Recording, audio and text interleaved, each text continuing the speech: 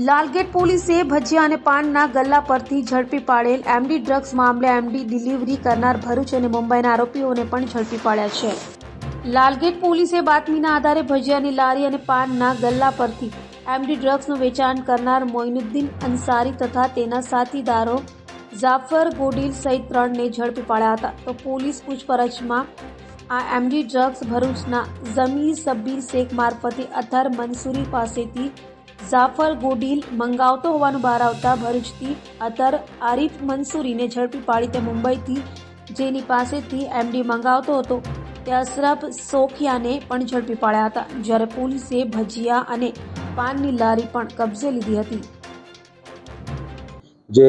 જેને આધારે લાલગેટ પોલીસ દ્વારા ભરૂચની અંદરથી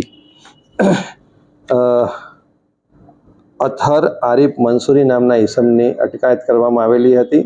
આ અથર આરિફ મંસૂરી જે છે એ અહીંયા લાલગેટની અંદર આ લોકોને એમડી સપ્લાય કરતો હતો અને આ અથર આરિફ મંસૂરીની તાત્કાલિક ધરપકડ કર્યા બાદ તેનું ઇન્ટ્રોગેશન કરતા અથર આરિફ મંસૂરી એ આ એમડી બોમ્બેના અશરફ અબ્દુલ રજાક સોખિયા પાસેથી લાવેલ હતો તેમ જણાવતા લાલગેટની ટીમે બોમ્બેમાં રેડ કરી અશરફ અબ્દુલ રજાક સોખિયાની પણ ધરપકડ કરેલી છે।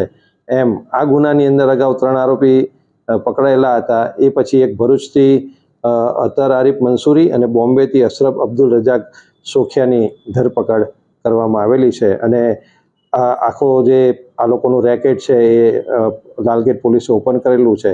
હજુ પણ અશરફ અબ્દુલ રજાક સોખિયા છે એ આ એમડી ક્યાંથી લાવે છે તેના માટે પોલીસ કસ્ટડી રિમાન્ડ મેળવી ફર્ધર તપાસ કરવામાં આવશે અને જે 3 આરોપીઓ લાલગેટ પોલીસ સ્ટેશને પકડેલા છે એ આરોપીઓ કોને વેચતા હતા તેની ઊંડાણપૂર્વક તપાસ લાલગેટ પોલીસ દ્વારા કરવામાં આવશે।